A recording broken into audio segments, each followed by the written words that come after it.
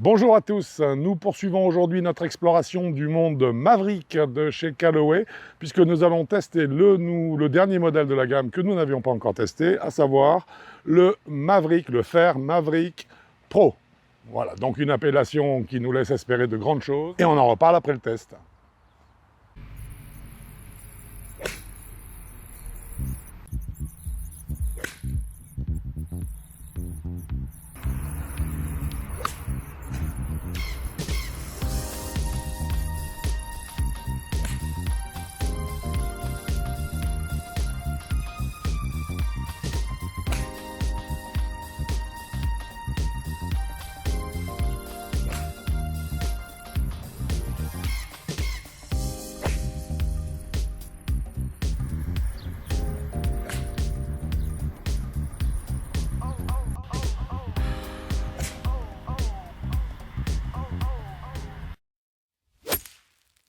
Ce fut un test très intéressant. Nous allons maintenant revoir le menu, le détail et voir un petit peu toutes les caractéristiques de ce club.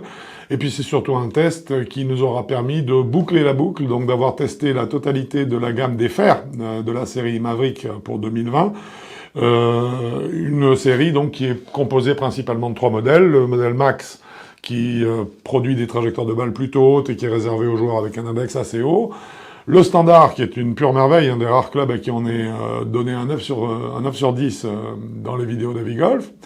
Et puis maintenant, cette fois-ci, c'est le tour du pro. Alors, ce qu'on va voir, c'est un petit peu l'évolution du club, bien sûr, et voir ce que ce modèle, en fait, amène de plus, ou en tout cas qui il concerne par rapport à ces deux autres modèles. Tout d'abord, bien sûr, l'esthétique du club. Vous avez des photos qui vont défiler. Ça vous laissera une bonne occasion de vous faire votre opinion à ce sujet. À tout de suite.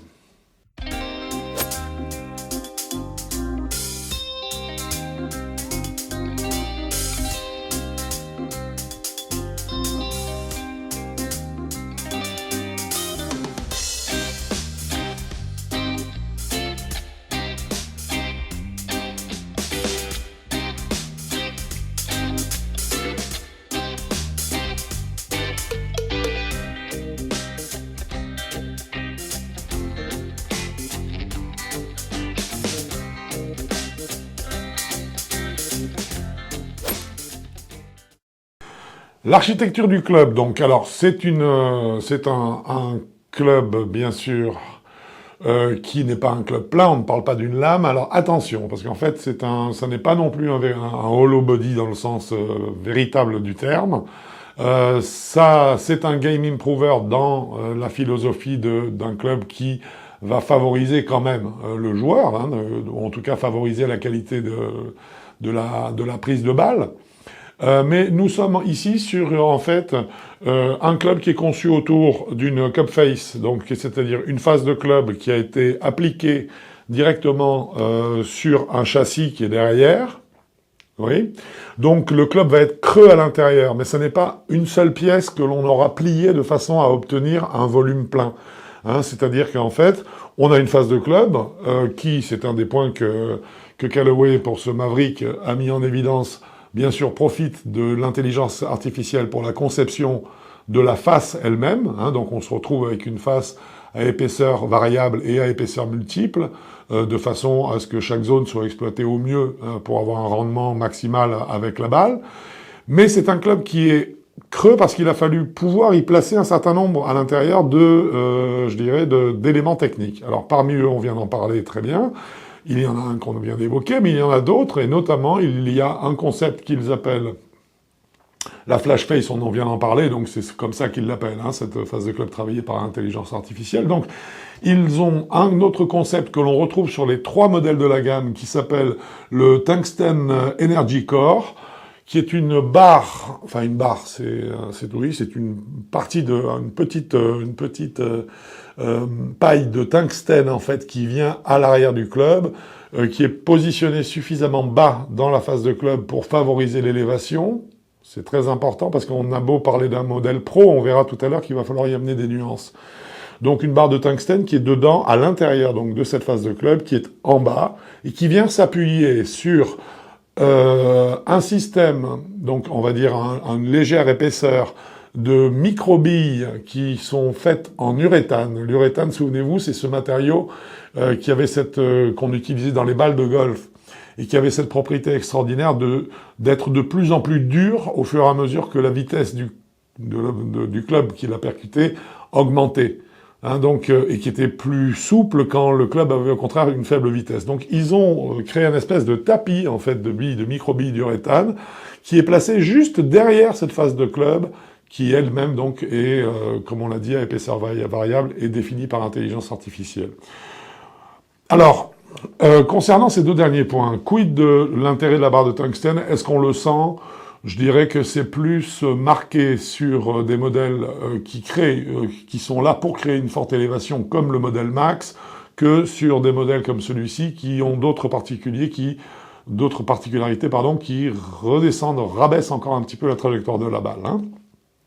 Par contre, pour ce qui est de ce petit tapis de microbilles, là, c'est aussi très intéressant sur ce club parce que on verra quand on parlera de sensations que c'est un club qui va justement être très riche à ce niveau-là.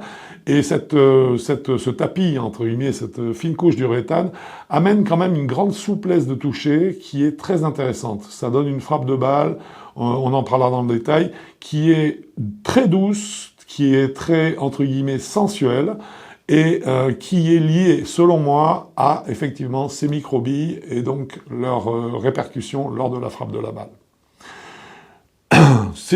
On a affaire toujours en termes d'architecture à une phase de club donc qui est plus courte, plus ramassée que sur les autres modèles. Donc on est effectivement sur une catégorie davantage de club pro. On a également une semelle qui est plus fine, donc effectivement là encore on confirme la vocation ou la dénomination pro que porte ce club, la semelle est plus fine. Cette fois-ci, disparition de la ligne d'alignement que l'on retrouvait, me semble-t-il, sur le modèle Max, donc aucun point d'alignement, c'est vraiment le joueur qui décide. Et puis très important, une top line qui est beaucoup plus fine que sur les modèles originaux, standard donc, et Max. Là, on est effectivement sur une top line qui donne au club une allure à l'adresse, qui est un club de catégorie supérieure, un club réservé, ou en tout cas créé pour les experts et les joueurs de très bon calibre. Concernant les shafts proposés sur ce club, en stock shaft, Callaway propose deux modèles. Celui que nous avons essayé, qui est un Elevate, un True Temper, qui est donc un 105 grammes, qui est assez intéressant, avec un point de flexion qui est plutôt médian, voire médian haut, intéressant, et ensuite en carbone, une autre alternative, qui est un KBS 90, qui lui va être plus léger bien sûr, et un petit peu plus doux en termes de résonance. Alors, ce qui est très intéressant, c'est que en fait, il y a eu des choix qui ont été faits par Callaway. C'est-à-dire que comme nous sommes sur la tête pro, et qui est donc une tête exigeante, et on va le voir tout à l'heure, qui aura tendance à, cette fois-ci, ne pas créer des trajectoires de balle trop hautes, mais au contraire des trajectoires de balle un petit peu plus contrôlables, un peu plus basses, eh bien, Callaway a décidé qu'en fait, ces clubs-là ne pouvaient pas se jouer avec des manches en regular soft, c'est-à-dire en flexion senior. Pourquoi? Parce que c'est assez, je dirais que c'est assez bien vu. Alors, de ce fait, en tout cas, le manche acier, lui, peut être choisi en régular, en stiff ou en extra stiff, ce qui est rare. Donc ça veut bien dire qu'on a déterminé une catégorie de joueurs. Extra stiff, généralement, c'est des grands baraquets qui frappent très fort et souvent ce sont des joueurs qui aiment ce genre de club. Donc ils ont fait, quelque part, ils ont poussé la gamme jusqu'à intégrer ces joueurs-là. Mais par contre, de l'autre côté, non. Ils ont un modèle qui a peu vocation à favoriser l'élévation. Or, quand on a un manque de vitesse, lié par exemple à la prise d'âge, tout simplement, lorsqu'on a un manque de vitesse, prendre une tête de club qui a tendance à mettre une balle basse devient, entre guillemets, contre-productif. La balle est beaucoup trop basse, la vitesse de passage du club n'est pas suffisante pour pouvoir maintenir, je dirais, le cap de la trajectoire, donc du launch angle, de l'angle de décollage, pour le porter à une hauteur satisfaisante, donc c'est pas la peine de les faire dans ces flexibilités extrêmes pour les vitesses basses. Idem pour le carbone. Le modèle sur le KBS carbone, le modèle n'est pas... on ne peut pas le trouver en soft regular ou senior. Concernant les trajectoires de balles, aucun doute, nous sommes bien sur un club qui mérite la dénomination pro. Les trajectoires de balles sont perforantes, on est très loin, et là, Callaway a fait un très bon travail avec cette série Maverick. On part en fait de Max qui nous propose une trajectoire de balle volontairement très haute. Ensuite, on passe au standard original qui lui nous donne une trajectoire, je dirais, parfaite pour un game improver situé dans cette gamme-là. Et là, on sent très bien, tout de suite, aux premières balles frappées, qu'avec le modèle pro, on a un abaissement de la trajectoire. C'est intéressant parce que c'est un club puissant. Hein, on peut le dire directement, on le verra tout à l'heure, bien sûr, dans le détail, notamment lorsqu'on parlera du Smash Factor, mais c'est un club qui est puissant. Alors c'est intéressant parce que, bien que la trajectoire reste plus basse qu'avec le modèle original, il est évident que sa puissance permet à terme, en bout de course, de retrouver une hauteur qui rend tout à fait aisé, en tout cas jouable, l'arrêt d'une balle sur un green avec un fer 5 ou un fer 4, je veux dire, il n'y a pas de problème. La balle au bout de course, le club est puissant, elle est haute quand même, et elle va terminer exactement là où vous voulez. Mais par contre, elle ne sera pas passée par les airs, trop par les airs, avant d'atteindre ce point. Donc c'est une trajectoire de balle que j'ai beaucoup appréciée, qui, je dirais, est très sécurisante, du fait également que la phase de club, bien qu'on soit sur une catégorie pro, est un club qui propose en fait une grande tolérance.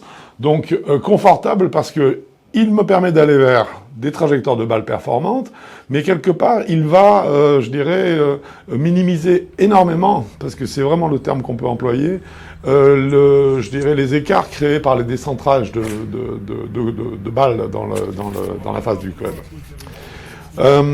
C'est un club qui, franchement, est d'excellente facture, avec des trajectoires qui sont très très belles. Il est évident, par contre, que feutrant les trajectoires de balles, parce que nous avons tout de même affaire à un game improver, hein, puisqu'on l'a vu, on a toute une architecture à l'intérieur du club qui va favoriser la frappe de la balle.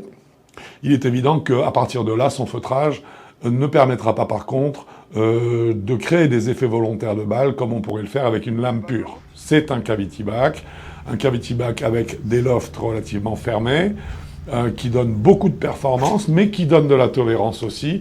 Donc, c'est le modèle parfait pro dans une gamme, en fait, de joueurs qui n'est pas la gamme la plus basse qui existe. Hein. On est vraiment sur la catégorie players. Hein, c'est un club qui doit pardonner, qui pardonne, et il fait très bien le job à ce niveau-là, qui doit pardonner les coups légèrement décentrés. Hein. Je dirais également, à ce niveau-là, les trajectoires de balles sont suffisamment bonnes pour que ce club soit un très bon bridge, un très bon pont, entre le niveau, le type de club, pardon, cavity back et la lame.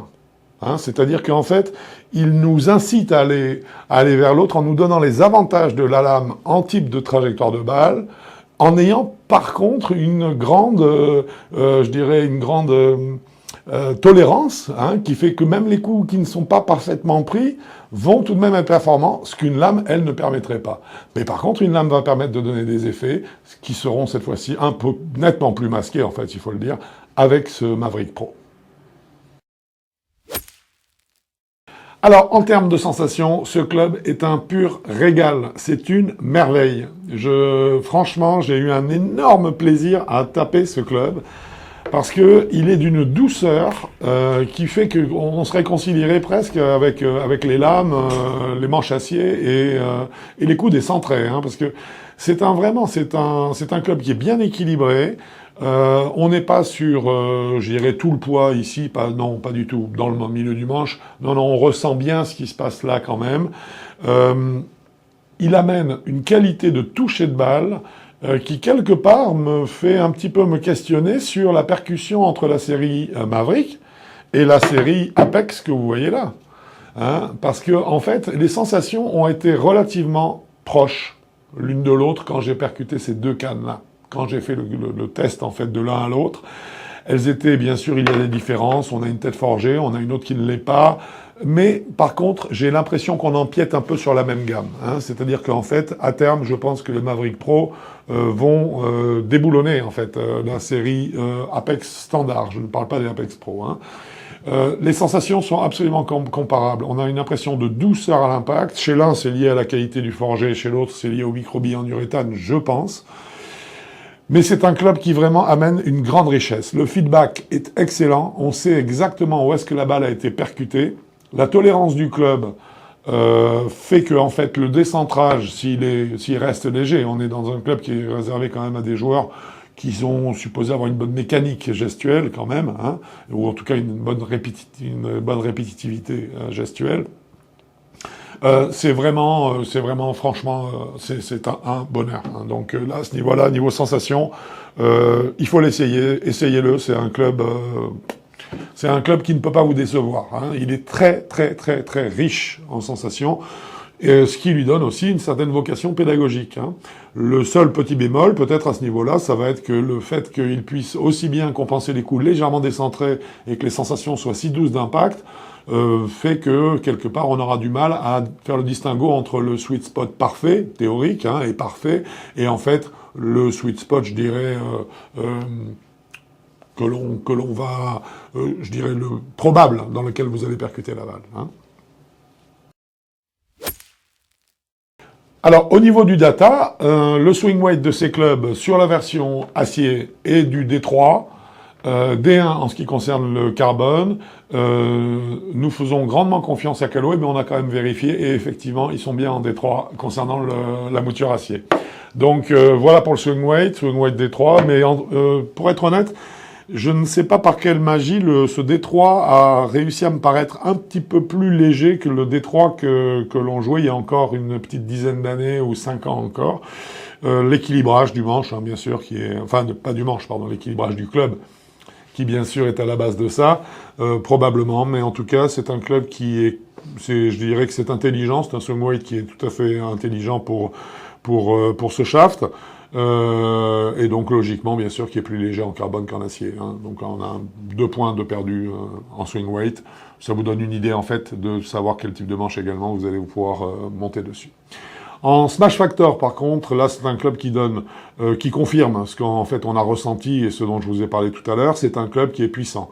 C'est-à-dire que le smash factor sur un fer 8, par exemple, le smash factor standard du tour est à 1,32 hein, de mémoire, voilà, c'est ça. Là, il n'y a eu aucun souci pour que la majorité des coups montent à 1,35. Hein, j'ai pas eu de problème à ce niveau-là. Donc ça veut dire qu'en fait, et c'était très facile, ça n'a pas été extraordinaire. Il n'y a pas de coup qui ait dépassé cette norme-là, mais enfin on est nettement au-dessus quand même de la norme PGA. Donc quand même 0,3 de plus, hein, 0,03 pardon de plus, ce qui est quand même important. Vraiment, ça veut dire que ce club a du rendement, ça veut dire que la balle, qu'on le veuille ou non, sort très rapidement de la tête de club, hein, c'est le principe du smash factor. Donc à partir de là, oui, c'est un club puissant. C'est un club puissant, moi j'ai eu l'impression de gagner franchement une demi-canne par rapport à mes distances habituelles. Donc une bonne canne à ce niveau-là. Le poids total du club, on l'a pesé bien sûr, est de 438 grammes. Là encore, j'ai été assez étonné qu'en fait un club qui soit déjà si lourd, 438 grammes, puisse donner une impression de facilité de mise en mouvement telle que celle qu'il donne. Hein. Donc vraiment un très bon club. La gamme de ce Maverick Pro a été déterminée par le constructeur entre 3 et 10 d'index. Donc on est vraiment, je dirais, on est sur la catégorie expert et sur la catégorie player en même temps. Hein. Dans la réalité, ça c'est un vœu pieux.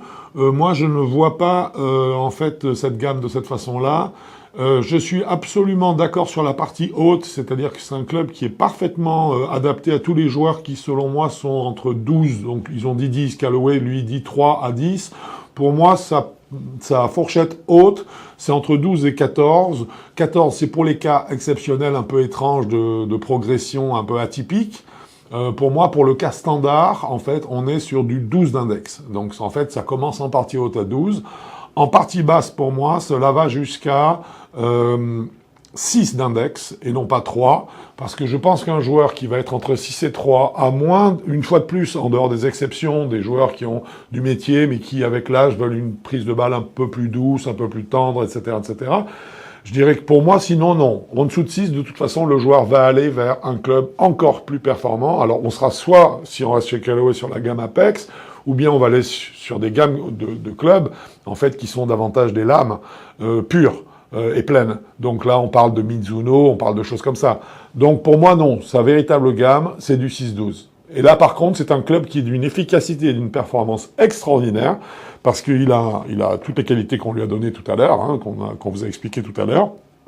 C'est un club qui permet vraiment de passer le cap du 1 chiffre. Donc ça, c'est important. C'est pour ça que je le place, moi, à 12. Mais je pense que c'est pour ça aussi que Callaway l'avait placé à 10.